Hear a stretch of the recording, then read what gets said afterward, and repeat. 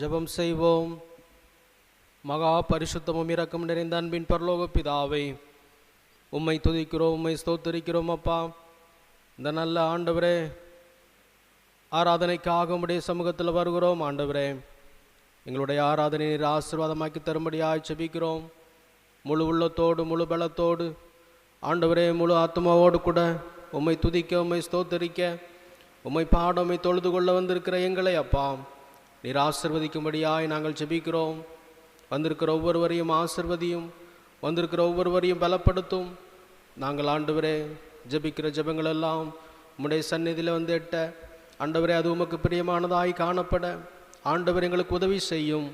நாங்கள் இதில் இன்னும் சீர்பட, ஸ்திரப்பட, பலப்பட வேண்டுமோ அதில் பலப்பட ஆண்டவர் உதவி செய்வீராக.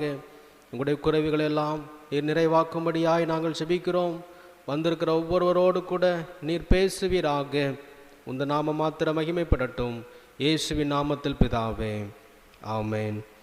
ஆராதனைக்கு ஆரம்பமாக ஆராதனை கீதங்கள் பாடல் தாளிலே 405வது பாடல், கீதங்களும் கீர்த்தனைகளும் 5வது பாடலை பாடுவோம்.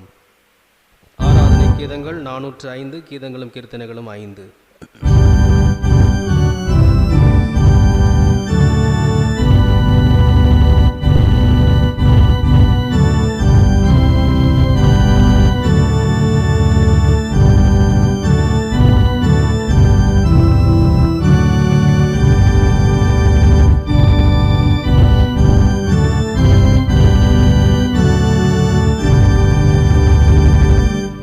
Oh Lord,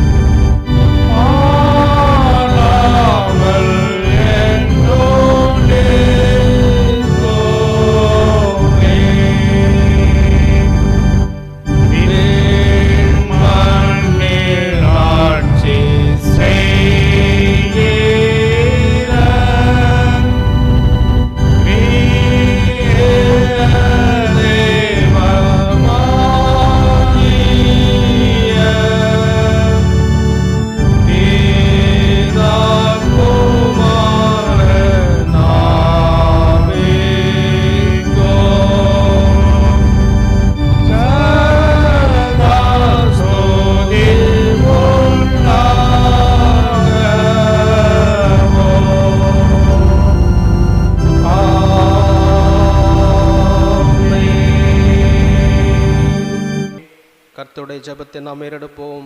பரமண்டலங்களில் இருக்கிற எங்கள் பிதாவே, உம்முடைய நாமம் பரிசுத்தப்படுவதாக, உம்முடைய ராஜ்யம் வருவதாக, உம்முடைய சித்தம் பரமண்டலத்திலே செய்யப்படுகிறது போல பூமியிலேயும் செய்யப்படுவதாக. அன்று உங்கள் அப்பத்தை எங்களுக்கு என்று தாரும். எங்களுக்கு விரோதமாக குற்றம் செய்தவர்களுக்கு நாங்கள் மன்னிக்கிறது போல எங்கள் குற்றங்களை எங்களுக்கு மன்னியும். எங்களை சோதனைக்கு பிரவேசிக்க பண்ணாமல் தீமென்று ரட்சித்துக் கொள்ளும். ராஜ்யமும் வல்லமையும் மகிமையும் என்னென்றைக்கு முடிவுகளே. ஆமென். ஆண்டவர் எங்கள் உதடுகளை திறந்தருளும். அப்பொழுது எங்கள் வாய்மடைப்புகளை அறிவிக்கும். தேவனே எங்களை ரட்சிக்க விரைவாய் வாரும். ஆண்டவரே எங்கள் சாய்மனத்தை உடையும். பிதாவுக்கும் குமாரனுக்கும் பரிசுத்த ஆவிக்கும் மகிமை உண்டாவதாக. ஆதியிலும் இப்பொழுதுமான சதா காலங்களில் மகிமை உண்டாவதாக. ஆமென். மனப்பாட வசனம் படிச்சிருக்கிறவங்க நல்ல வசனம் சொல்ல முடியாது கேட்கிறேன்.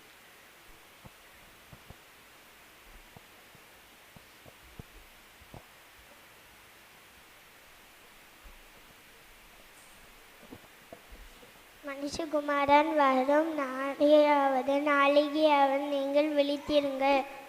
அறியாத இருக்கிறபடியால் நீங்கள் விழித்திருங்கள். மத்தேயு 25:13.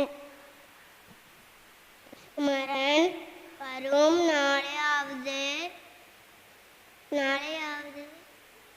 நீங்கள் அறியாத இருக்கிறபடியால் விழித்திருங்கள். மத்தேயு 25:13.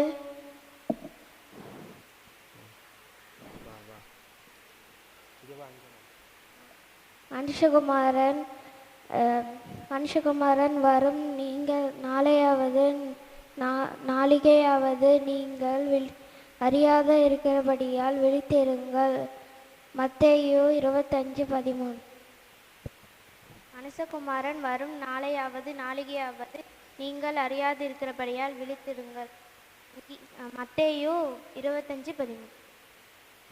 மனுஷகுமாரன் வரும் நாளிகையாவது நீங்கள் அறிந்திருக்கிறபடியால் விழித்திருங்கள். மத்தேயு 25:13. மனுஷகுமாரன் வரும் நாளிகையாவது நீங்கள் அறியாதிருக்கிறபடியால் ஜெபத்துடன் காத்திருங்கள். மத்தேயு 25:13. ஆண்டவருடைய வருகைக்கு ஜெபத்தோடு காத்திருத்தல். மனுஷகுமாரன் வரும் நாளிகையாவது நீங்கள் அறிந்திருக்கபடியால் விழித்திருங்கள். மத்தேயு 25:13. மனுஷகுமாரன் வரும் நாளிகையாவது நீங்கள் அறியாதிருக்கிறபடியால் விழித்திருங்கள். மத்தேயு 25:13. மனுஷன் வருகிற நாளிகையாவது அறிந்திருக்கிறபடியால் அறியாதிருக்கிறபடியால் விழித்திருங்கள். மத்தேயு 25:13. அல்லேலூயா. மத்தேயு 25:13 வசனத்திலே மனுஷகுமாரன் வரும் நாளிகையாவது நீங்கள் அறியாதிருக்கிறபடியால் விழித்திருங்கள் என்று சொல்லியிருக்கிற வேத வசனத்தை பார்க்கிறோம். அல்லேலூயா. ஆண்டவருடைய வருகைக்காக ஜெபத்தோடு காத்திருத்தல் என்று சொல்லியிருக்கிற தலைப்பை இந்த நாளிலே கொடுத்திருக்கிறார்கள் என்று பார்க்கிறோம். விழித்திருங்கள். அவருடைய நாள் எப்போது வருகிறது என்று அறியாததுனால நம்ம என்ன செய்யணுமாம்? விழித்திருங்கள் என்று சொல்லியிருக்கிறதை நாம் பார்க்கிறோம். கிழக்கிலே ஆண்டவருடைய நட்சத்திரத்தை கண்டு சாஸ்திரிகள் எங்கே வந்தாங்க? ஏரோதுவிடம் என்ன செய்தார்கள்? வந்தார்கள் என்று பார்க்கிறோம். அல்லேலூயா. சாஸ்திரிகளுக்கு தெரிந்திருக்கிறது, இந்த நட்சத்திரங்களை வைத்து கணித்து அவர்கள் என்ன செய்தார்கள்? இயேசுவை காண அவர்கள் என்ன செய்தார்கள்? வந்தார்கள் என்று பார்க்கிறோம். இது முதலாவதாக இயேசு இந்த பூமிக்கு வரும்பொழுது அவர்களை பார்க்க வேண்டும் என்று சாஸ்திரிகள் அவளோடு இருந்தார்கள். நட்சத்திரத்தை எதிர்பார்த்து கொண்டிருந்தார்கள். கிழக்கிலே தோன்றியதான நட்சத்திரத்தை கண்டு அவரை பணிந்து கொள்ளும்படியாக, அவரை தொழுது கொள்ளும்படியாக வந்தார்கள் என்று சொல்லியிருக்கிறதை பார்க்கிறோம். ஹல்லேலூயா. ஆண்டவராகிய இயேசு இந்த பூமியிலே பிறந்து உங்களுக்காக எனக்காக அடிக்கப்பட்டு மரித்து அடக்கம் பண்ணப்பட்டவராய் 3ஆம் நாளில் உயிரோடு கூட எழுந்தவராய் இன்றும் பிதாவுடைய வலது பார்சத்தில் என்ன செய்கிறார்? வீற்றிருக்கிறார். ஹல்லேலூயா. நமக்காக அவர் பரிந்து பேசி கொண்டிருக்கிற ஆண்டவர் மீண்டுமாக என்ன செய்ய போகிறார்? திரும்ப வரப்போகிறார் என்று பார்க்கிறோம். அப்போஸ்தலர் நடபடிகளே 1ஆம் அதிகாரத்திலே 9வது 10வது 11வது வசனத்தை நம்ம வாசித்து பார்த்தோம் என்றால், இயேசு மரித்து உயிரோடு கூட எழுந்த பின்பதாக சீசர்களுக்கு அவர் என்ன செய்தார்? தரிசனமானார் என்று பார்க்கிறோம். அது மாத்திரமல்ல, மரியாளுக்கு தரிசனமாயிருக்கிறார், எம்மாவூர் சீசர்களுக்கு தரிசனமாயிருக்கிறார். அது மாத்திரமல்ல, 500 பேருக்கும் அதிகமாக ஆண்டவர் என்ன செய்தார்? தரிசனமானார் என்று பார்க்கிறோம். அப்படி தரிசனமானதான ஆண்டவர் பரநேறி முன்பதாக அநேக அப்போஸ்தலர்கள் அங்கிருந்த சீசர்களுக்கு ஆண்டவர் என்ன செஞ்சார்? காட்சி அளித்தார். வசனத்தை வாசித்தீங்கன்னா 9வது வசனத்தில், அவர் இவைகளெல்லாம் சொன்ன பின்பு அவர்கள் பார்த்து கொண்டிருக்கையில் உயர எடுத்து கொள்ளப்பட்டார். அவர்கள் கண்களுக்கு மறைவாக ஒரு மேகம் அவர் என்ன செய்ததாம்? எடுத்துக்கொண்டது. ஹல்லேலூயா. ஒரு மேகம் அவர் என்ன செய்தது? மேலே எடுத்துக்கொண்டது என்று பார்க்கிறோம். அவர் போகிற போது அவர்கள் வானத்தை அண்ணாந்து பார்த்து கொண்டிருக்கையில் இதோ வெண்மையான வஸ்திரம் தரித்தவர்கள் 2 பேர் அவர்கள் அருகே நின்று, கலிலேயராக மனுஷரே, நீங்கள் ஏன் வானத்தை அண்ணாந்து பார்த்து நிற்கிறீர்கள்? உங்களிடத்தில் நின்று வானத்துக்கு எடுத்துக்கொள்ளப்பட்ட இந்த இயேசுவானவர் எப்படி உங்கள் கண்களுக்கு முன்பாக வானத்துக்கு எழுந்தள்ளி போனாரோ அப்படியே மறுபடியும் வருவார் என்றார்கள். ஹல்லேலூயா. அப்போ இயேசுடைய வருகை, 2வது வருகை, அவர் எப்படி வானத்திற்கு எடுத்துக்கொள்ளப்பட்டாரோ அப்படியே அவர் என்ன செய்ய போகிறார்? மீண்டும் வருவார் என்று தூதர்கள் என்ன செய்திருக்கிறார்கள்? சாட்சி சொல்லியிருக்கிறார்கள். 120 பேருக்கு மேலே 15வது வசனத்தில், அந்நாட்களில் சீசர்கள் ஏறக்குறைய 120 பேர் கூடியிருந்தார்கள் பார்க்கிறோம். அப்போ 120 பேர் என்ன செஞ்சிருப்பாங்க? ஆண்டவருடைய அந்த பரநேறி செல்வதை என்ன செஞ்சிருப்பாங்க? பார்த்திருப்பார்கள் என்று பார்க்கிறோம். ஹல்லேலூயா. ஹல்லேலூயா. மத்தேயு 24ஆம் அதிகாரம் 44வது வசனத்தில், நீங்கள் நிலையாத நாளிகையிலே மனுஷகுமார் என்ன செய்வார்? வருவார் என்று சொல்லியிருக்கிறதை பார்க்கிறோம். அதற்காக நாம் என்ன செய்ய வேண்டுமாம்? ஆயத்தமாயிருங்கள் என்று சொல்லியிருக்கிறதை பார்க்கிறோம். ஹல்லேலூயா. அப்போ இயேசு பரநேறி சென்றவர் மீண்டுமாக பூமிக்கு வருவார் என்று தேவ தூதர்கள் என்ன செஞ்சாங்க? சாட்சியாக இருந்தாங்க. அது மாத்திரமல்ல, இயேசு கிறிஸ்துவும் என்ன செஞ்சிருக்கிறாரு? சொல்லியிருக்கிறாரு, நான் என்ன செய்ய போகிறேன்? சீக்கிரமாக என்ன செய்ய போகிறேன்? வரப்போகிறேன் என்று சொல்லியிருக்கிறதை பார்க்கிறோம். ஹல்லேலூயா. இந்த வசனத்தை நம்ம பார்த்தோம் அப்படின்னா, வெளிப்படுத்தல் 22ஆம் அதிகாரம் 20வது வசனத்தில், மெய்யாகவே நான் சீக்கிரமா என்ன செய்கிறேன்? வருகிறேன் அப்படின்னு சொல்லியிருக்கிறதை பார்க்கிறோம். ஹல்லேலூயா. கர்த்தாவே வாரும், இயேசுவே வாரும் என்று சொல்லியிருக்கிற வசனத்தை பார்க்கிறோம். அது மாத்திரமல்ல, அப்போஸ்தலர்களும் சொல்லியிருக்கிறாங்க. 1 தெசலோனிக்கர் 4ஆம் அதிகாரம் 16 வசனத்தில், கர்த்தர் ஆரவாரத்தோடும் பிரதான தூதருடைய சத்தத்தோடும் என்ன செய்ய போகிறார்? இறங்கி வரப்போகிறார். ஹல்லேலூயா. அப்போ தேவ தூதர்கள் சொல்லியிருக்கிறாங்க, அப்போஸ்தலர் சொல்லியிருக்கிறாங்க, இயேசுவும் சொல்லி சென்றிருக்கிறார், நான் சீக்கிரமா என்ன செய்ய போகிறேன்? பூமிக்கு வரப்போகிறேன் என்று. ஹல்லேலூயா. அப்படி இயேசுவுடைய வருகையை நீங்களும் நானும் என்ன செஞ்சிருக்கிறோம்? எதிர்பார்த்து கொண்டிருக்கிறோம். ஆதலால் இந்த நாட்களில் எப்படி இருக்கணுமா? விழித்திருங்கள் என்று சொல்லியிருக்கிறதை பார்க்கிறோம். ஹல்லேலூயா. விழித்திருக்கிறது மாத்திரமல்ல, இந்த நாட்களில் அடுத்த ஒரு காரியம், ஆயத்தமாயிருங்கள் என்றும் சொல்லி இருக்கிற வேத வசனத்தை பார்க்கிறோம். ஹல்லேலூயா. விழித்திருக்கணும். நம்ம அவருடைய வருகைக்காக எப்படி இருக்கணும்? ஆயத்தமாக இருக்கணும். ஆண்டவர் இயேசு எப்படி வருவார் என்று பிறப்புக்கு முன்னாடி நிறைய சாட்சிகள், சாஸ்திரிகள் அதெல்லாம் கணித்து வந்து அவர்களை பார்த்தாங்க. அப்படி தானே? அப்போ 2ஆம் வருகையில் என்னென்ன எப்போ ஆண்டவர் வருவார் அப்படின்னு நீங்கள் பார்த்தீங்கன்னா, மத்தேயு 24ஆம் அதிகாரத்தில் நம்ம பார்த்தோம்னா, ஒவ்வொரு வசனங்களாய் பார்த்தோம்னா, 5வது வசனத்தில் சொல்லியிருக்கிறது, நானே கிறிஸ்து என்று அநேகர் என்ன செய்வாங்களாம்? கூறுவாங்களாம். அடையாளங்களாய் சொல்லியிருக்கிற காரியம், நானே கிறிஸ்துன்னு சொல்லி அநேக தீர்க்கதரிசிகள், போதகர்கள் என்ன செய்வாங்க? எழும்புவாங்க அப்படின்னு சொல்லியிருக்குது. யுத்தத்தையும் யுத்தத்தின் செய்திகளையும் நீங்கள் என்ன செய்வீங்க? கேள்விப்படுவீர்கள். கேள்விப்படுகிறோமா?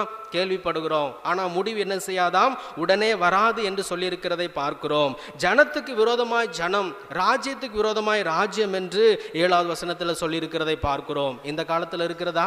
ஜனத்துக்கு விரோதமாக ஜனம் இருக்கிறதா? ராஜ்யத்துக்கு விரோதமாக ராஜ்யம் இருக்கிறதா? நீங்கள் பாருங்கள், தேசத்தில் என்ன நடக்குது? அநேக தேசங்களிலே இஸ்ரவேலுக்கு விரோதமாக எழும்பி சண்டையிடுகிறதை நாம் கேள்விப்படுகிறோம். யுத்தத்தை நாம் என்ன செய்கிறோம்? கேள்விப்படுகிறோம். குடும்பத்திலே நிறைய என்ன செய்து பிரச்சனைகள், தாய் தகப்பனுக்கு விரோதமாய், தகப்பன் பிள்ளைகளுக்கு விரோதமாய் எழும்புகிறதை பார்க்கிறோம். திருச்சபைகளிலே, ஊர்களிலே அநேக பிரச்சனைகள், ஜாதி பிரிவு, நிறைய பிரச்சனைகள், ஜனத்துக்கு விரோதமாய் ஜனம் இருக்கிறது. ராஜ்யத்துக்கு விரோதமாய் ராஜ்யம் இருக்கிறது. இது இந்த நாட்களில் என்ன செஞ்சு கொண்டிருக்கிறது? பெருகி கொண்டிருக்கிறது என்று பார்க்கிறோம். அப்போ பெருக பெருக இதனால கர்த்தருடைய வருகை சமீபம் என்பதை இந்த நாட்களில் உணர்ந்தவர்களாக விழித்திருந்து ஆயத்தம் உள்ளவர்களாக இருக்க நாம் கற்றுக்கொள்ள வேண்டும். ஹல்லேலூயா. பஞ்சம் பஞ்சம் இந்த நாட்களில் உண்டாகிறது. அப்படிதானே? அநேக தேசத்தில் பஞ்சம் இருக்கிறது, கொள்ளை நோய்கள் இருக்கிறது, பூமி எதிர்ச்சி அடிக்கடி என்ன செய்கிறது?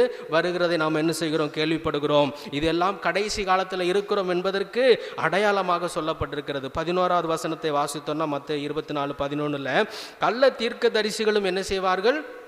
எழும்புவார்கள் என்று சொல்லியிருக்கிறதை பார்க்கிறோம். 12வது வசனத்தில் அன்பு என்ன செய்வோமாம்? தணிந்து போகும். இந்த நாட்களில் அன்பு என்ன செய்யலை? இல்லை, தணிந்து போனதான ஒரு காலம். அந்த நாட்களில் இருந்த அன்பு இந்த நாட்களில் என்ன செய்யலை? இல்லை. அப்போ இதையெல்லாம் வைத்து பார்க்கும் பொழுது ஆண்டவருடைய வருகை இந்த நாட்களிலே வெகு சமீபமாக இருக்கிறது என்பதை நாம் என்ன செய்யணும்? இந்த நாட்களிலே உணர்ந்து கொள்ள வேண்டும். ஹல்லேலூயா. நட்சத்திரங்களை பார்த்து, சூரியனை பார்த்து, சந்திரனை பார்த்து, இதுகளெல்லாம் பார்த்து காலத்தை நம்ம என்ன செய்கிறோம்? கணித்து கொள்ளுகிறோம். மழை வருமா வராதா அப்படியெல்லாம் என்ன செய்கிறாங்க? கணித்து கொள்ளுகிறாங்க.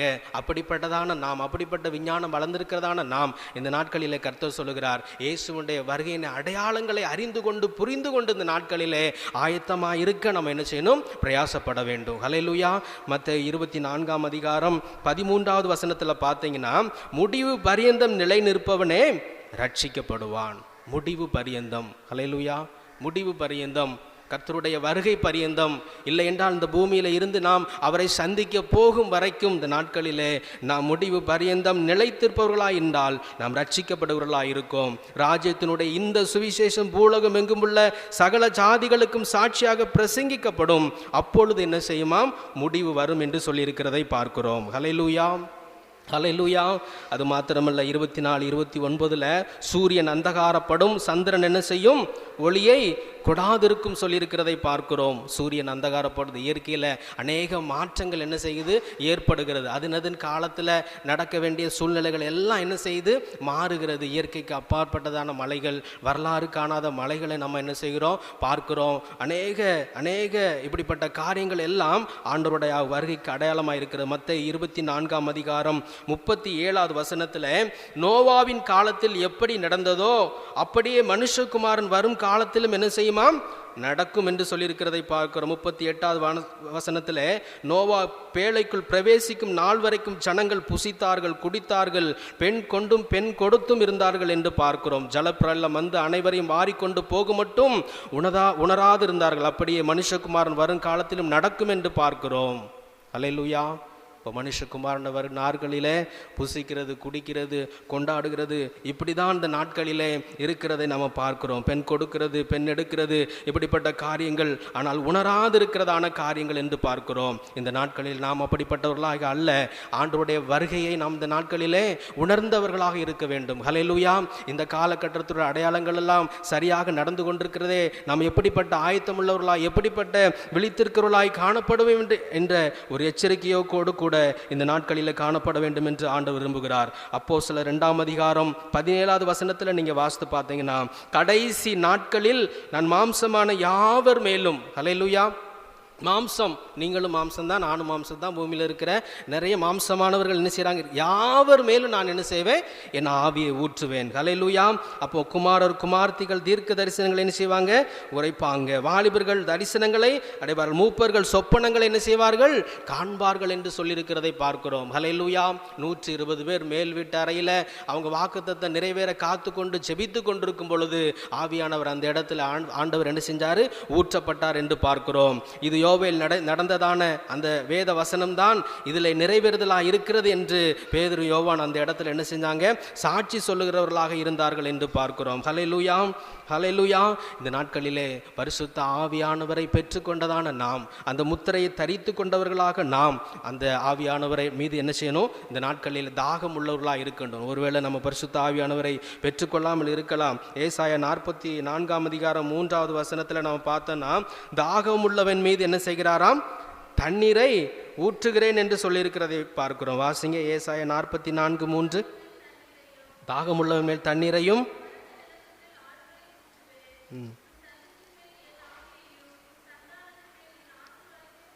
ஹல்லேலூயா. உன் சந்ததியின் மேல் என் ஆவியையும் உன் சந்தானத்தின் மேல் என் ஆசீர்வாதத்தையும் என்ன செய்வேன், ஊற்றுவேன் என்று சொல்லியிருக்கிறதை பார்க்கிறோம். ஹல்லேலூயா. இந்த கடைசி காலங்களிலே பரிசுத்த ஆவியானவர் நமக்கு அதிகமாக முக்கியமாக தேவை. கிருபையின் காலம் அது எடுபட்டு போகும் அப்படின்னா பரிசுத்த ஆவியானவர் எடுத்து கொண்டு போன பின்பதாக இந்த பூமியில் என்னதில்லை, இரக்கம் இல்லை. இரக்கம் இல்லாததான் என்ன செய்யும், நடைபெறும். உபத்திரவம் தான் என்ன செய்யும், நடைபெறும். என்னதான் ஆண்டவர்கிட்ட கூப்பிட்டாலும் ஆவியானவருடைய நடத்துதல் ஒரு துணை என்ன செய்யாது, இருக்காது. கிருபையின் காலம் என்ன செஞ்சு போகும், எடுபட்டு போகும். அந்தி கிறிஸ்துவின் காலத்தில் மகா உபத்திரவம் தான் என்ன செய்யும், இருக்கும் என்று சொல்லி இருக்கிறதை பார்க்கிறோம். ஆகையால் இந்த நாட்களிலே பரிசுத்த ஆவியானவரை பெற்றுக்கொண்டவர்கள் அவர்கள் மீது வாஞ்சை உள்ளவா இருந்து என் சந்ததியின் மேலும் என்ன செய்யணும், என் ஆவியை நீங்கள் ஊற்றணும், சந்தானத்தின் மேலும் உடைய ஆசீர்வாதத்தை ஊற்றணும் என்று அவர் மீது இந்த நாட்களிலே வாஞ்சை உள்ளவர்களாக இருக்க இந்த நாட்களிலே நாம் பிரயாசப்பட வேண்டும். ஹல்லேலூயா. பரிசுத்த ஆவியனுடைய முத்திரை போடப்பட்டவர்களாக இருக்க வேண்டும் என்று வேதவசனம் சொல்லுகிறதை பார்க்கிறோம். வெளிப்படுத்தல் 9ஆம் அதிகாரம் 4வது வசனத்தை வாசிங்க. வெளிப்படுத்தல் 9:4.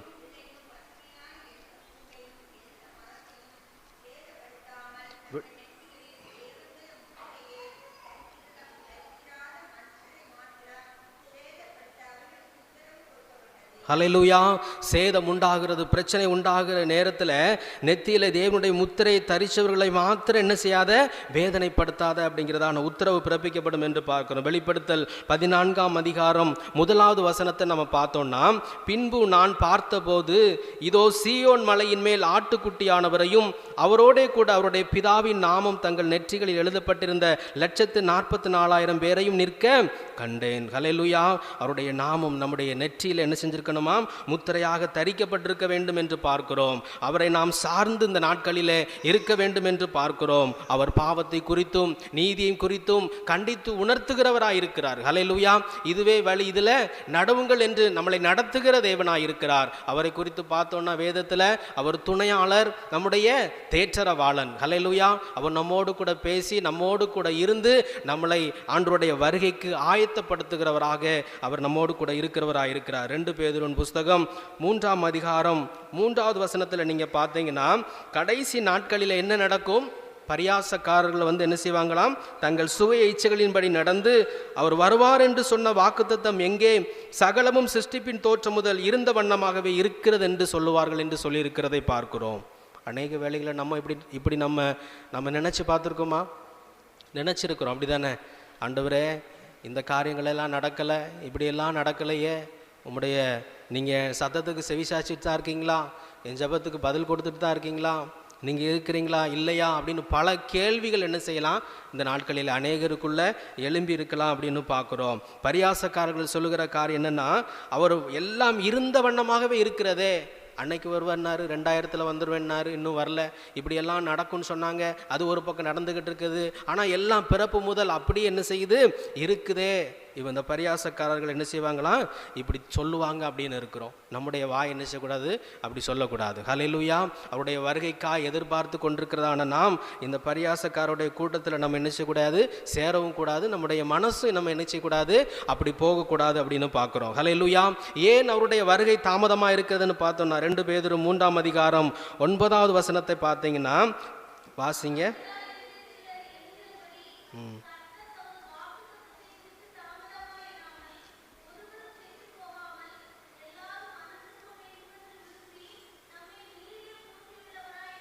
ஹல்லேலூயா. நீடிய பொறுமையுள்ளவராய் இருந்து யாரும் என்ன செஞ்சிடக்கூடாது, கெட்டு போயிடக்கூடாது. தெரிந்து கொள்ளப்பட்டவர்களும் வஞ்சிக்கப்படக்கூடிய காலம் என்று சொல்லியிருக்கிறதுனால ஆண்டவர் என்ன செஞ்சிருக்கிறார், பொறுமையாய் இருக்கிறார். ஹல்லேலூயா. நீடிய பொறுமையுள்ளவராய் அவர் என்ன செய்கிறார், இருக்கிறார். 10வது வசனம், கர்த்தருடைய நாள் இரவிலே திருடன் வருகிற விதமாய் வரும், அப்பொழுது வானங்கள் மடமட என்று அகன்று போகும், பூதங்கள் வெந்து உருகி போகும், பூமியும் அதிலுள்ள கிரியைகளும் எரிந்து போகும் என்று சொல்லியிருக்கிறதை பார்க்கிறோம். ஹல்லேலூயா. ஹல்லேலூயா. 12வது வசனத்தில் தேவனுடைய நாள் சீக்கிரமாய் வரும்படிக்கு மிகுந்த ஆவலோடே காத்திருங்கள், அந்த நாளில் வானங்கள் வெந்து அழிந்து பூதங்கள் எரிந்து உருகி போகும். அப்போ கர்த்தருடைய நாள் வருகைக்காக நாம் விழித்திருக்கிறது மட்டுமல்ல, ஆயத்தமாக இருக்கணுமா, ஆவலோடு கூட என்ன செய்யணுமா, காத்து கொண்டிருக்கணுமா. நம்ம ஒவ்வொரு நாளும் ஜெபிக்கிறோம். என்ன ஜெபிக்கிறோம், பரமண்டலங்களில் இருக்கிற எங்கள் பிதாவே உம்முடைய நாமம் பரிசுத்தப்படுவதாக, உம்முடைய ராஜ்யம் அப்போ ஒவ்வொரு நாளும் நம்ம ஜெபத்தில் என்னதான் ஜெபிக்கிறோம்? உங்கள் ராஜ்யம் நீ என்ன செய்யட்டும், வரட்டும், என்ன ஆளுகை செய்யட்டும், உங்கள் குடும்பத்தை அப்படி தான் நம்ம என்ன செய்கிறோம், ஜெபிக்கிறோம். ஆண்டவர் அப்படி தான் என்ன செஞ்சிருக்கிறார், ஜெபிக்க கற்றுக் கொடுத்துருக்கிறார். ஹல்லேலூயா. ஆவலோடு அவருடைய வருகைக்காக நம்ம எப்படி இருக்கணுமா, ஆவலோடு காத்து கொண்டிருக்கணும் அப்படின்னு சொல்லியிருக்கிறதை பார்க்கிறோம். லூக்கா 2ஆம் அதிகாரம் 36வது வசனத்தில் நீங்கள் பார்த்தீங்கன்னா, முதலாவது இயேசு பிறப்புக்காக அந்த பிறப்புக்காக காத்திருந்ததான ஒரு ஸ்திரீ அன்னாள் 7 வருஷம் என்ன செஞ்சாங்க, புருஷனோடு கூட வாழ்ந்தாங்க. அதுக்கப்புறம் 84 வயசு வரைக்கும் வாழ்ந்திருக்கிறாங்க.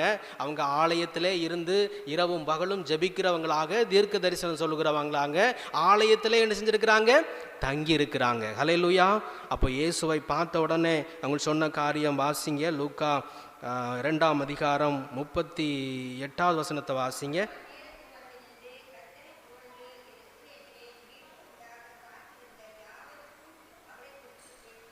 ஹல்லேலூயா.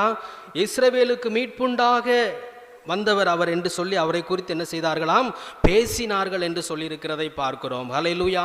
இவங்களாம் இயேசுவுடைய பிறப்புக்காக என்ன செஞ்சிருந்தாங்க, காத்திருந்தாங்க. இந்த நாளில் அவருடைய வருகைக்காக நம்ம என்ன செஞ்சிருக்கிறோம், காத்திருக்கிறோம். எப்படி ஜெபிக்கிறோம், ஆலயத்தில் எவ்வளோ நேரம் ஜெபிக்கிறோம், எப்படி நம்ம காத்திருக்கிறோம், அதை நாம என்ன செஞ்சணும், ஆராய்ந்து பார்க்கணும். அது மாத்திரமல்ல, அதே லூக்கா 2ஆம் அதிகாரம் 25வது வசனத்தில் சிமியோன் என்கிறதான ஒரு வயோதிபர், சிமியோன் என்னும் பேர் கொண்ட ஒரு மனுஷன் எருசலேமில் இருந்தான். அவன் நீதியும் தேவ பக்தியும் உள்ளவனாயும் இஸ்ரவேலின் ஆறுதல் வர காத்திருந்தவனாயும் இருந்தான். அவன் மேல் பரிசுத்த ஆவி இருந்தார். ஹல்லேலூயா. அவன் மேல பரிசுத்த ஆவி இருந்தார், வல்லமையாய் இருந்தார், நீதி உள்ளவனாய் இருந்தான், அவன் தேவ பக்தி உள்ளவனாய் இருந்தான். இஸ்ரவேலின் ஆறுதல் கர்த்தராகிய இயேசு அவருடைய வருகைக்காக அவன் என்ன செய்திருந்தான், காத்து கொண்டிருந்தான், அவளோடு பார்த்து கொண்டிருந்தார் என்று சொல்லியிருக்கிறதை பார்க்கிறோம்.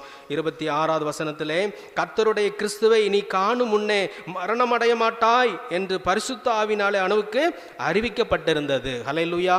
அவருடைய வருகை நீ பாப்பப்பா, அவர் பிறப்பை பாப்பப்பா, அதுக்கப்புறம் தான் நீ என்ன செய்வ, மரணம் அடைவேன்னு சொல்லி பரிசுத்த ஆவியானவரோடு கூட என்ன செஞ்சிருக்கிறாரு, பேசியிருக்கிறார். பரிசுத்த ஆவியுடைய ஏவுதலினால அவர் ஆலயத்துக்குள்ள செல்லுகிறார். ஆலயத்துக்குள்ள சென்று சொன்ன வார்த்தை 32வது வசனத்தில், உம்முடைய இரட்சணியத்தை என் கண்கள் என்ன செய்தது, கண்டது. ஹல்லேலூயா.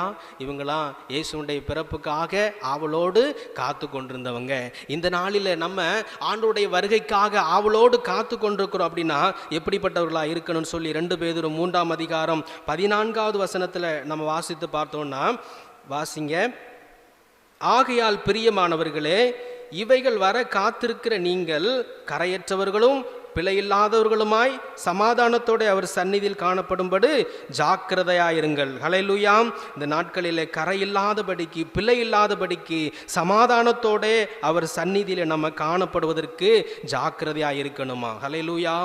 ஆவலோடு காத்திருக்கிறதான நாம் இப்படிப்பட்டவர்களாக இருக்க வேண்டும், இப்படிப்பட்ட ஜாக்கிரதை உள்ளவர்களாக இருக்க வேண்டும் என்று ஆண்டவர் இந்த நாட்களிலே விரும்புகிறவராக இருக்கிறார். முதலாவது பிரசங்கம் பண்ணுகிற காரியம், உன் தேவனை சந்திக்க ஆயத்தப்படு. அப்படிதான் இருந்துச்சு, அப்படிதானே? தேவனை சந்திக்க நீ ஆயத்தப்படு. அதுக்கப்புறம் என்னாச்சு, தேவனை சந்திக்க ஒரு கூட்டத்தை ஆயத்தப்படுத்து. இப்போ என்னாச்சுது, நீ எப்பவுமே எப்படி இரு, ஆயத்தமாகவே இரு. அதுதான் செய்தி. ஹல்லேலூயா. யோவான் ஸ்நானனுடைய பிரசங்கத்தை பாருங்க. மனம் திரும்புங்கள், பரலோக ராஜ்யம் எப்படி இருக்குது, சமீபமாக இருக்கிறது, மனம் திரும்புதலுக்கு ஏற்ற கனிகளை கொடுங்கள் என்று தான் யோவான் ஸ்நானன் பிரசங்கம் பண்ணினார். அது மாத்திரமல்ல, கோடாரியானது மரங்களின் வேறு அருகே வைக்கப்பட்டிருக்கிறது என்று பிரசங்கம் பண்ணினார். எப்போது? 2000 வருஷத்துக்கு முன்பதாக. ஏன் அவர்கள் எல்லாம் பிரசங்கம் பண்ணினார்கள் என்றால், நம்முடைய வயது 70 80 பலத்தின் மிகுதியினால. அப்போ அது வரைக்கும் நம்ம என்ன செய்யணும், விசுவாசித்து அவருடைய வருகையை எதிர்பார்த்து நம்ம என்ன செய்யணும், அதுக்குள்ள வந்துருவாரா அப்படி எதிர்பார்த்து மறிக்கிற காரியம். ஹல்லேலூயா. அல்லது நமக்கு எந்த காலம் குறிப்பிடப்பட்டிருக்குன்னு தெரியாதுங்கிறதுனால நாம் எப்போதும் அவருடைய வருகைக்காக எப்படி இருக்கணுமா, ஆயத்தமாகவே இருக்கணும், ஆவலோடு காத்திருக்கணும். அப்படிங்கிறதுனால தான் அப்பவுமே என்ன செய்தாங்க, ஆண்டவர் சொல்லியிருக்கிற காரியம், மனம் திரும்புங்கள், பரலோக ராஜ்யம் சமீபமாக இருக்கு. யோவான் மரணத்துக்கு ஒப்பு கொடுக்கப்படுகிறான், சிறைச்சாலையில் ஒப்பு கொடுக்கப்படுகிறான். அதுக்கு பின்பதாக இயேசுடைய பிரசங்கத்தை பார்த்தீங்கன்னா, மத்தேயு 4ஆம் அதிகாரம் 17வது வசனத்தில், இது முதல் இயேசு மனம் திரும்புங்கள், பரலோக ராஜ்யம் சமீபமாக இருக்கிறது என்று என்ன செய்ய ஆரம்பிச்சார், பிரசங்கிக்க தொடங்கினார் என்று பார்க்கிறோம். ஹல்லேலூயா. அப்போதே என்ன செய்ய ஆரம்பிச்சிட்டாங்க, பிரசங்கம் பண்ண ஆரம்பிச்சிட்டாங்க. இப்போ இந்த நாட்களில் கர்த்தருடைய வருகையின் அடையாளங்களை பார்த்ததான நாம் எப்படி இருக்க வேண்டும் என்று ஆண்டவர் விரும்புகிறார் என்றால், இந்த நாட்களில் ஆயத்தமாகவே இருக்கணுமா. ஹல்லேலூயா. அன்றைக்கி சனிக்கிழமை அப்படியே தாயார் இறந்து போவாங்கன்னு எனக்கும் தெரியாது. அவங்களுக்கு தெரியுமா? ஒருவேளை தெரிஞ்சிருக்கலாம். என்ன அப்படின்னா, சபையில் உள்ளவங்களாம் சொல்கிறாங்க, ஒரு 2 வாரமாக உங்கள் அம்மாவுடைய நடத்தையெல்லாம் வித்தியாசமாக இருந்துச்சு, எல்லாத்துட்டையும் பேசுனாங்க, பரிவாக பேசுனாங்க. அங்கே வந்த சீனியர் பாஸ்டர்கிட்ட போய் மேடையில் ஏறி கை கொடுத்து கொஞ்ச நேரம் என்ன செஞ்சுட்டாங்க, பேசிட்டு வந்தாங்க. இப்படி தான் என்ன செஞ்சாங்க, அவங்களை குறித்து சாட்சி சொன்னாங்க, நல்ல சாட்சிகளை சொன்னாங்க. அதுவும் உபவாச ஜபத்துக்கு போயிட்டு வந்தாங்க, நல்ல ஜபத்தில் கலந்துக்கிட்டு நல்ல ஜெபம் பண்ணாங்க. அன்னைக்கு தான் அவங்க காணிக்கை பாடல்னு சொல்லி காணிக்கை பாடலுக்காக அந்த காணிக்கைக்காக ஜெபம் பண்ணுறதுக்கு முன்னாடி போய் ஜெபம் பண்ணியிருக்கிறாங்க. இதெல்லாம் பார்க்கும் பொழுது அவங்களுக்கு என்னது இருக்குது, ஒரு ஆயத்தம் அப்படிங்கிறது இருக்குது. அப்படிங்கிறதே நாங்கள் என்ன செய்ய முடியுது, உணர்ந்து கொள்ள முடியுது. ஹல்லேலூயா, ஹல்லேலூயா. அப்போது அது அவங்களுக்கு அந்த நாட்களில் என்ன செஞ்சுருக்குது, தெரிந்திருக்கிறதுன்னு பார்க்குறோம். அப்போது எப்போ என்ன எந்த நேரத்தில் என்ன சம்பவிக்கணும் நமக்கு அறியாது இருக்கிறதுனால இந்த நாட்களில் நம்ம என்ன செய்யணுமா, ஆண்டவருடைய வருகைக்காக விழித்திருக்கணும், ஆயத்தமாக இருக்கணும், ஆவலோடு கூட என்ன செய்யணும், காத்திருக்கணும், ஜெபத்தோடு கூட இருக்கணும் அப்படின்னு சொல்லி இருக்கிறதை பார்க்கிறோம். ஹல்லேலூயா. கடைசியாக அந்த மலை பிரசங்கத்தை பண்ணுகிறார் இயேசு கிறிஸ்து. 5வது அதிகாரம், 6வது அதிகாரம், 7வது அதிகாரத்தில் இயேசு மனம் திரும்புங்கள்னு சொல்லி ஆரம்பித்தவர் 5, 6, 7 இந்த 3 அதிகாரத்திலும் பிரசங்கம் பண்ணுகிறார். பிரசங்கம் பண்ணிட்டு சொல்லுகிற காரியம் என்ன அப்படின்னு பார்த்தீங்கன்னா, 7ஆம் அதிகாரம் 21வது வசனத்தில், பரலோக ராஜ்யத்தில் என் பிதாவின் சித்தப்படி செய்கிறவனே பரலோக ராஜ்யத்தில் பிரவேசிப்பான், அல்லாமல் என்னை நோக்கி கர்த்தாவே கர்த்தாவே என்று சொல்லுகிறான். அதில் என்ன செய்ய போகிறதில்ல. அப்போ பரலோக ராஜ்யத்தில் பிதாவினுடைய சித்தத்தின்படி செய்கிறவர்கள் தான் காணப்படுவார்கள் என்று என்ன செஞ்சிருக்கிறாரு, அழகாய் சொல்லியிருக்கிறார். ஹல்லேலூயா. அப்போ பரலோக ராஜ்யத்தில் அவருடைய சித்தத்தை செய்கிறவர்கள் யார்? 1 தெசலோனிக்கர் 4ஆம் அதிகாரம் 3வது வசனத்தில், நீங்கள் பரிசுத்தமுள்ளவர்களாக வேண்டும் என்பதே தேவனுடைய சித்தமாக இருக்கிறது. ஆண்டவர் உங்களை குறித்து என்ன சித்தம் வச்சிருக்கிறார் அப்படின்னா நம்ம என்ன சொல்லுவோம், நீங்கள் புறப்பட்டு போங்க, சீசராக்குங்க, பிதாகுமார் பரிசுத்தாவினே ஞானஸ்தானம் கொடுங்க, அல்லது எங்களை வச்சு ஒரு சில திட்டத்தை ஆண்டவர் வைத்திருப்பார், அதையெல்லாம் நிறைவேற்றி முடிப்போம். அது உண்மைதான். ஹல்லேலூயா, அதுவும் உண்மைதான். ஆனால் ஆண்டவர் அதற்கு மேலாக எப்படி பார்க்குறாருன்னா, முதல்ல நான் யார் முக்கியம், அப்படி தானே? நான் ஆண்டவருக்கு முக்கியம். ஹல்லேலூயா. சொல்லுங்களேன், உங்களை பார்த்து சொல்லுங்களேன், நான் முதல்ல ஆண்டவருக்கு முக்கியம். சொல்லுங்களேன், நான் ஆண்டவருக்கு முக்கியம். இப்போ என்ன பார்த்து சொல்லுங்களேன், நீ ஆண்டவருக்கு முக்கியம். ஹல்லேலூயா, நீ ஆண்டவருக்கு முக்கியம். முதல்ல நான் ஆண்டவருக்கு முக்கியம், அதுக்கப்புறம் தான் என் மனைவியோ பிள்ளைகளோ தாயோ தகப்பனோ மற்ற காரியங்கள். ஹல்லேலூயா. அப்போ முதலாவது நம்ம ஆண்டவருக்கு முக்கியமானவர்களாக இருக்கிறோம். அதனால ஆண்டவர் சொல்லியிருக்கிறார், இந்த நாட்களில் நீங்கள் பரிசுத்தமுள்ளவர்களாக வேண்டும் என்பதே தேவனுடைய சித்தமாக இருக்கிறது. முதல் சித்தமே இதுதான். அப்போ நான் குணமாக்கின ஆண்டவரே, நான் ஞானஸ்தானம் கொடுத்த ஆண்டவரே, நான் அநேகருக்கு என்ன செஞ்சேன், பிசாசுகளை துரத்தின ஆண்டவரே அப்படின்னு சொல்லும் பொழுது, கர்த்தாவை கர்த்தாவின்னு கூப்பிடும்போது ஆண்டவர் என்ன சொல்லியிருக்கிறாரு, அக்கிரம சிந்தைக்காரரே என்னை விட்டு. அப்போ இது ஏன் சொன்னார் அப்படின்னா, அவங்கள என்ன செஞ்சிட்டாங்க, அவங்க பரிசுத்தத்தோடு கூட இருக்க மறந்து போனாங்க, அவங்கள தன்னை முழுமையாய் ஆண்டவருக்கு ஒப்பு கொடுக்க மறந்து போனாங்க, அவங்க கர்த்தருடைய வேலையை செய்தார்களே தவிர அவங்க முக்கியமானவர்கள் என்பதை என்ன செஞ்சாங்க, உணராது இருந்தார்கள் என்று பார்க்கிறோம். ஹல்லேலூயா. அதனால தான் 1 தெசலோனிக்கர் 4ஆம் அதிகாரம் 7வது வசனத்தில் பார்த்தீங்கன்னா, தேவன் அசுத்தத்திற்கு அல்ல பரிசுத்தத்திற்கே உங்களை என்ன செய்திருக்கிறாராம், அழைத்திருக்கிறார் என்று சொல்லியிருக்கிறதை பார்க்கிறோம். 1 தெசலோனிக்கர் 5ஆம் அதிகாரம் 23வது வசனத்தில் பார்க்கிறோம், குற்றமற்றவர்களாய் அவருடைய சந்நிதிக்கு முன்பதாக நிற்கும் பொழுது நம்ம எப்படி இருக்கணுமா, குற்றமற்றவர்களாய், கரைத்திரை அற்றவர்களாய், அசுத்தம் உள்ளவர்களாய், அசுத்தம் இல்லாதவர்களாய் போய் நிற்பதற்கு நாம் என்ன செய்யணுமா, தகுதி உள்ளவர்களாய் அந்த இடத்துல காணப்படணும்னு சொல்லி ஆண்டவர் விரும்புகிறார். வேதவசனம் சொல்லுகிறது, மனுஷன் உலகம் முழுசையும் ஆதாயம் பண்ணினாலும், இந்த ஊரையே நான் ரட்சிப்புகளை நடத்தினாலும், நான் ஆகாதவனாக இருந்தால் என்ன ஆகும், நான் பரிசுத்தம் இல்லாதனா என்ன ஆகும், நான் ஒரு ஊழியக்காரங்கிற பேரில் கர்த்தருடைய வேலையை செய்கிறேன், அநேகரை ரட்சிப்புக்குள் நடத்துகிறேன், அவங்க ரட்சிக்கப்பட்டு நினைச்சிருவாங்க, ராஜ்யத்துக்கு போயிடுவாங்க, குணமாக்கப்பட்டு அவங்க போயிடுவாங்க, பிசாசுபடியிலிருந்து நீங்கள் அவங்க போயிடுவாங்க. ஆனால் நான் முக்கியங்கிறத நான் முதலாவது என்ன செஞ்சுருக்கணும், உணர்ந்து கொள்ள வேண்டும். ஹல்லேலூயா, ஹல்லேலூயா. இப்போ மனுஷன் உலகம் முழுவதும் ஆதாயப்படுத்தினால் தன் ஜீவனை, என் ஜீவனை நான் நஷ்டப்படுத்தினால் நமக்கு என்னதில் ஒரு பிரயோஜனமுமே இல்லை என்று சொல்லியிருக்கிறதை பார்க்கிறோம். இந்த நாளில் வாசித்தோம் மல்கியாவின் புஸ்தகம் 4ஆம் அதிகாரம் 5வது வசனத்தில் பார்த்தோம், இதோ கர்த்தருடைய பெரிதும் பயங்கரமுமான நாள் வருகிறதற்கு முன்னே நான் உங்களிடத்திற்கு எலியா தீர்க்கதரிசியை அனுப்புகிறேன். எலியா தீர்க்கதரிசி வந்தார், யோவான் ஸ்நானகன் என்ன செஞ்சார், வந்தார். அவர் வந்து என்ன செஞ்சார், வழியை ஆயத்தப்படுத்தி கொடுத்தார். ஹல்லேலூயா. மனம் திரும்புங்கள் என்று சொல்லி பிரசங்கித்து ஞானஸ்தானம் கொடுத்து வழியை ஆயத்தம் பண்ணி கொடுத்தார். நான் ஜலத்தினால கொடுக்கிறேன், அவர் வருகிறவர் எப்படி கொடுப்பாரு? பரிசுத்த ஆவியினால கொடுப்பாரு, அக்கினினால கொடுப்பாருன்னு சொல்லி அவர் பாதரட்சையை தொடுறதுக்கு நான் பாத்திரன்னு சொல்லி தாழ்த்தி என்ன செஞ்சாரு? அவர் போயிட்டாரு. ஹல்லேலூயா. மல்கியா 4ஆம் அதிகாரம் 1வது வசனத்துல வாசித்தோம், இதோ சூரியனை போல எரிகிற நாள் என்ன செய்யுமாம்? வரும்.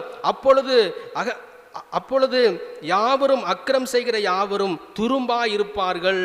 வரப்போகிற அந்த நாள் அவர்களை சுட்டெரிக்கும் என்று சொல்லியிருக்கிறதை பார்க்கிறோம். வேறு கொப்பு முதலாய் எதுவுமே இல்லாமல் என்ன செஞ்சு போகும்? சுட்டெரிக்கப்படும் என்று சொல்லியிருக்கிறதை பார்க்கிறோம். ஆனாலும் நீங்களும் நானும் கர்த்தருடைய வருகைக்காய் எதிர்பார்த்து கொண்டிருக்கிற, விழித்திருக்கிற, ஆயத்தமாயிருக்கிற, அவருடைய வருகை ஆவலாய் எதிர்பார்த்து கொண்டிருக்கிறத நாமோ மல்கியா 4:2 சொன்னது போல வாசிங்க, என் நாமம் பயந்திருக்கிற உங்கள் மேல் நீதியின் சூரியன் உதிக்கும். ஹல்லேலூயா.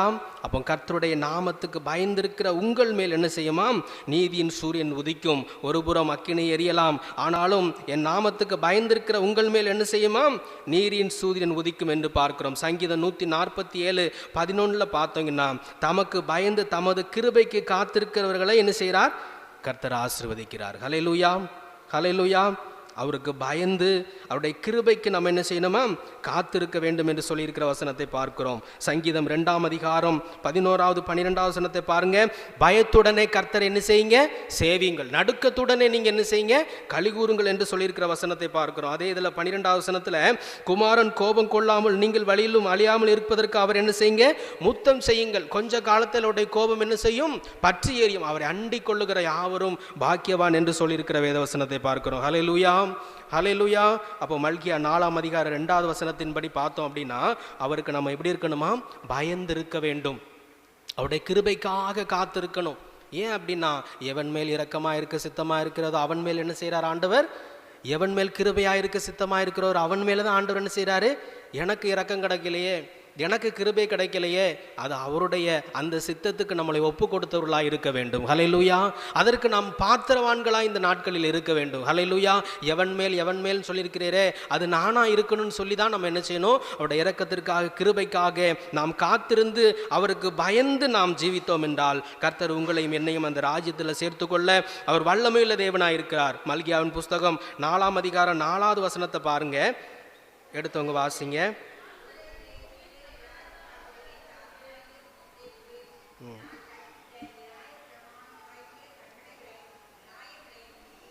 ஹல்லேலூயா. என் தாசனாகிய மோசேக்கு நான் கற்பித்த நியாயப்பிரமாணங்களையும் கட்டளைகளையும் நம்ம என்ன செய்யணுமாம்?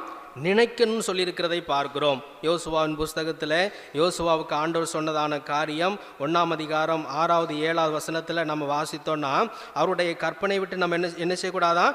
அதை விட்டு வலது இடதுபுறம் என்ன செய்யாது? விலகாதிருப்பாயாக என்று சொல்லியிருக்கிறதை பார்க்கிறோம். 8வது வசனத்தில், இந்த நியாயப்பிரமாண புஸ்தகம் உன் வாயை விட்டு பிரியாதிருப்பதாக, இதில் எழுதியிருக்கிறபடியெல்லாம் நீ செய்ய கவனமாக இருக்கும்படி இரவும் பகலும் அதை தியானித்து கொண்டிருப்பாயாக, அப்பொழுது நீ உன் வழியை வாய்க்க பண்ணுவாய், அப்பொழுது புத்திமானாய் நடந்து கொள்ளுவாய் என்று சொல்லியிருக்கிறதை பார்க்கிறோம். ஹல்லேலூயா, ஹல்லேலூயா. யோசுவா இஸ்ரவேல் ஜனங்களை வழிநடத்தினது எங்க? கானான், பாலும் தேனும் ஓடுகிற கானானுக்கு நேராக. நம்ம எதை எதிர்பார்த்து ஓடிக்கிட்டு இருக்கோம்? அந்த பரம கானான். ஹல்லேலூயா. அந்த பரலோக ராஜ்யத்தை தேடி நம்ம ஓடிக்கிட்டு இருக்கிற நாம் ஆண்டவர் சொல்லியிருக்கிறதான காரியம், என் தாசனாகிய மோசைக்கு நான் கற்பித்த நியாயப்பிரமாணப்படி கட்டளையின்படி நியாயங்களை நம்ம என்ன செய்யணுமா? ஒவ்வொரு நாளும் நினைத்து பார்க்க வேண்டும் என்று சொல்லியிருக்கிறதை பார்க்கிறோம். அவரை அண்டிக் கொள்ள வேண்டும் என்று சொல்லியிருக்கிற வேதவசனத்தை பார்க்கிறோம். ஹல்லேலூயா. மத்தேயு 25ஆம் அதிகாரத்தில் ஒரு ஓமை சொல்லப்பட்டிருக்கிறது. 1லிருந்து 13 வசனத்தில் 10 கன்னிகைகளை குறித்து சொல்லியிருக்கிறாங்க. அப்படித்தானே? 5 பேர் எப்படிப்பட்டவங்களா? புத்தி இல்லாதவர்கள். அவங்க கிட்ட என்ன குறைஞ்சு போச்சு? தீவெட்டி இருக்குது, என்ன குறைஞ்சு போச்சு? நீங்கள் யோசித்து பாருங்க.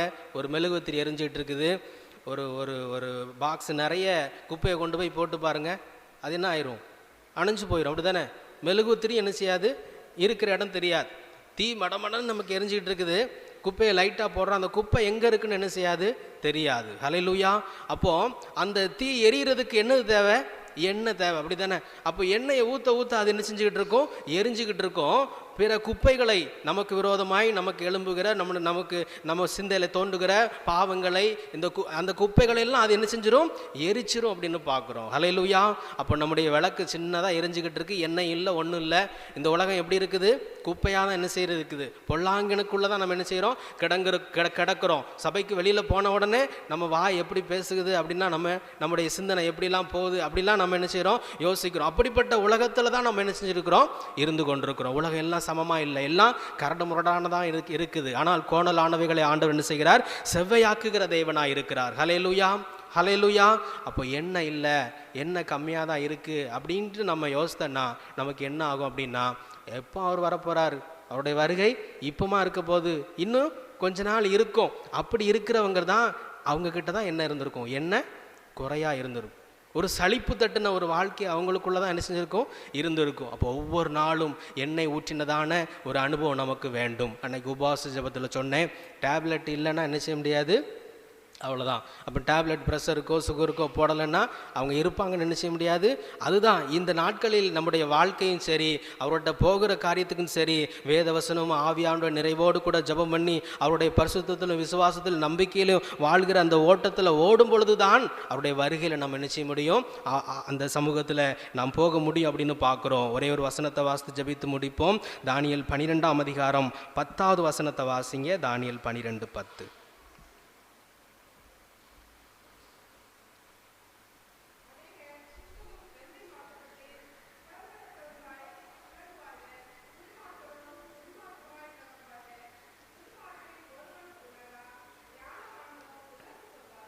அல்லேலூயா.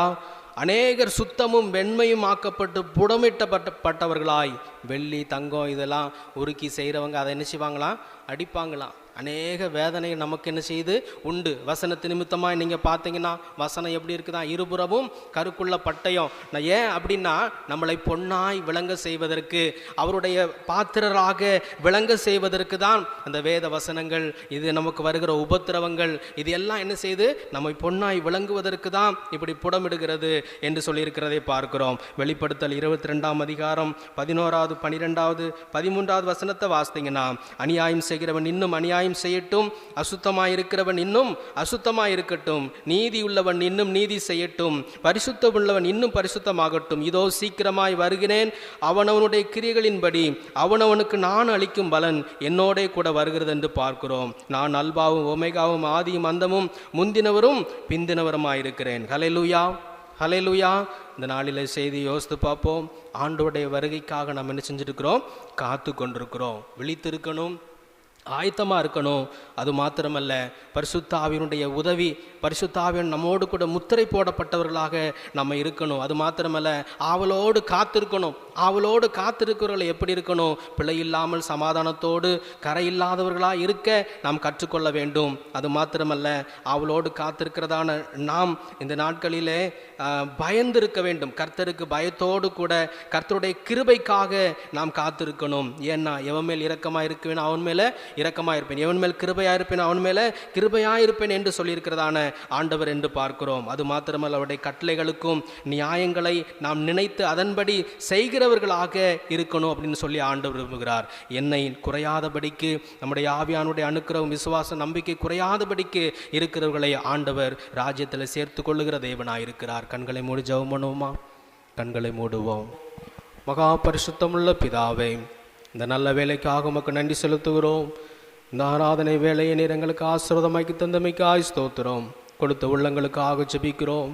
கொடுத்த ஒவ்வொருவரையும் ஆசீர்வதிப்பீராக, காணிக்கை நீர் ஆசீர்வதிப்பீராக, அங்கீகரிக்கும்படியாய் நாங்கள் ஜெபிக்கிறோம். இன்னும் அதிகமாய் கொடுக்கத்தக்கதாக ஆண்டவருடைய கையின் பிரயாசங்களை நீர் ஆசீர்வதிக்கும்படியாய் ஜெபிக்கிறோம். பார்க்கிற வேலையை, தொழிலை ஆண்டவரே நீர் ஆசீர்வதியும். யாபேசின் எல்கையை விரிவாக்கினது போல ஆண்டவரே இந்த நாட்களிலே உடைய குடும்பங்களுடைய காரியங்கள் எல்லாவற்றையும் நீர் விரிவாக்கும்படியாய் ஜெபிக்கிறோம். இந்த நாம மாத்திரம் மகிமைப்படும்படியாய் ஜெபிக்கிறோம். அப்பா, இந்த நாளிலே நாங்கள் கேட்ட சத்தியத்தின்படி ஆண்டவரே நாங்கள் விழித்திருக்க, உடைய வருகைக்காய் காத்திருக்க, ஆண்டவரே ஒவ்வொருவருக்கும் கிருபை செய்யும்படியாய் நாங்கள் ஜெபிக்கிறோம் அப்பா. ஆண்டவரே, வலது கைக்கும் இடது கைக்கும் வித்தியாசம் அறியாத ஜனங்கள் என்று பார்க்கிறோமே. ஆண்டவரே, இந்த ஜனங்களுக்காக நீ பரிதபிக்கிறீர் என்று சொல்லியிருக்கிற தகப்பன், உம்முடைய வருகை தாமதமாவதற்கு ஆண்டவரே ஒருவரும் கெட்டு போகாமல் நித்திய ஜீவனை அடைய வேண்டும் என்று விரும்பி ஆண்டவரே நீடிய பொறுமையுள்ளவராய் இருக்கிறீர் என்பதை நாங்கள் ஆண்டவரை அறிந்து அதை பிரயோஜனப்படுத்தி கொள்ள இன்னும் நாங்கள் சீர்பட ஸ்திரப்பட பலப்பட ஆண்டவரே நீ உதவி செய்வீராக. இனி இராமல் போகும் முன்பே நாங்கள் தேர்தல் அடைய ஆண்டு உதவி செய்யும். ஆண்டவரே, வேதனை உண்டாக்குகிற வழியில் இடத்தில் உண்டோ என்று ஆராய்ந்து பாரும் என்று சங்கீதக்காரன் சொல்லுகிறது போல இந்த நாட்களிலே நாங்களும் ஆண்டவரே உம்மிடம் கேட்கிறோம். வேதனை உண்டாகிற வழிகள் இருந்தால் இந்த நாட்களில் எங்களை தயவு கூர்ந்து ஆண்டவரே மன்னிப்பீராக, பரிசுத்தமாக்குவீராக. பரிசுத்தமாயிருப்பது நம்முடைய சித்தம் என்று பார்க்கிறோமே, அந்த சித்தத்தை நாங்கள் செய்து முடித்தவர்களாய் காணப்பட உதவி செய்யும். நான் முதலாவது உமக்கு முக்கியம் ஆண்டவரே, நாங்களும் முதலாவது உமக்கு முக்கியம் ஆண்டவரே. இயேசுவே, நாங்கள் பரிசுத்தம் உள்ளவர்களாய் இருக்க அசுத்தத்திற்கு அல்ல என்று பார்க்கிறோமே, பரிசுத்தத்திற்கு அழைத்திருக்கிறேன் என்று சொல்லியிருக்கிற தகப்பனே, உமக்கு முன்பதாக குற்றமற்றவர்களாய் காணப்பட உதவி செய்வீராக. பயத்தோடு நடுக்கத்தோடு உம்மை சேவிக்க, உம்மை அண்டிக் கொள்ள, உம்முடைய பாதத்தை பற்றி கொண்டு நடக்க ஆண்டவரே நீர் எங்களுக்கு உதவி செய்யும்படியாய் ஜெபிக்கிறோம் அப்பா. வந்திருக்கிற யாவரையும் ஆசீர்வதியும், வந்திருக்கிற யாருடைய தேவையும் சந்தியும், சுகத்தை தாரும், பலத்தை தாரும், ஆரோக்கியத்தை தாரும், எல்லா தீங்குக்கும் சோதனைக்கும் விலைக்கு தப்புவித்து காத்துக்கொள்ளும். உந்த நாம மாத்திரம் மகிமைப்படட்டும். கடந்த வாரம் முழுவதுமாய் காத்தது போல இந்த வாரம் முழுவதுமாய் ஒவ்வொருவரையும் காத்துக்கொள்ளும். பிரயாணங்களில் கூட இரும், தேவைகளை சந்தியும், பார்க்கிற வேலை ஆசீர்வதியும், எல்லாவற்றிலும் உடனிருந்து பார்க்கிற வேலைகள் செயல்கள் காரியங்கள் கிரிகள் எல்லாவற்றும் உடனிருந்து காத்து வழி நடத்தும். இயேசுவின் நாமத்தில் பிதாவே.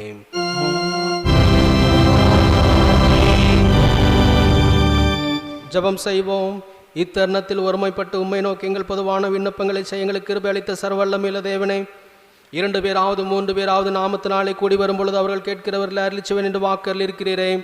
கர்த்தாவினுடையராக எங்களுக்கு வேண்டிய நன்மைகள் உண்டாக எங்கள் விருப்பங்களையும் வேண்டுதல்களையும் இப்பொழுது நிறைவேற்றி மேலே உடைய சத்தியத்தை அறிகிற அறிவையும் மறுமையிலே நித்திய ஜீவனை உங்களுக்கு கட்டளையிட்டார்லோம்.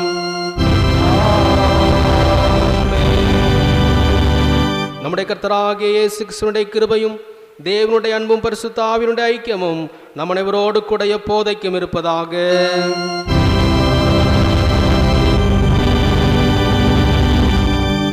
தேவ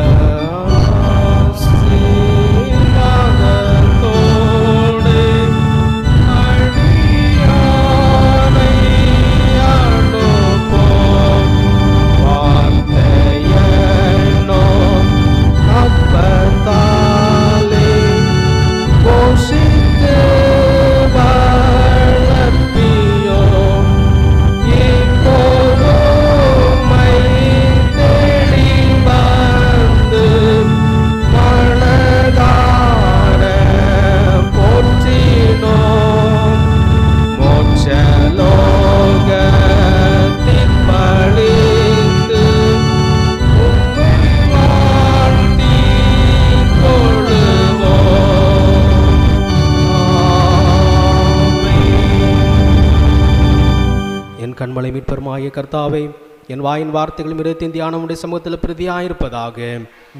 யாவரும் சேர்ந்து சொல்லுவோம். என் ஆத்துமாவே கர்த்தரை ஸ்தோத்திரி, என் முழுவதுமே பரிசுத்த நாமத்தை ஸ்தோத்திரி. என் ஆத்துமாவே கர்த்தரை ஸ்தோத்திரி, கர்த்தர் செய்த சகல உபகாரங்களை மறவாதே. ஆமேன். கர்த்தர் உங்களோடு இருப்பாராக. தேவ சமாதானத்தோடு சென்று வாருங்கள். ஹல்லேலூயா. எல்லாருக்கும் ஸ்தோத்திரம், வாழ்த்துக்கள். கர்த்தர் உங்களை ஆசீர்வதிப்பாராக. ஆமென்.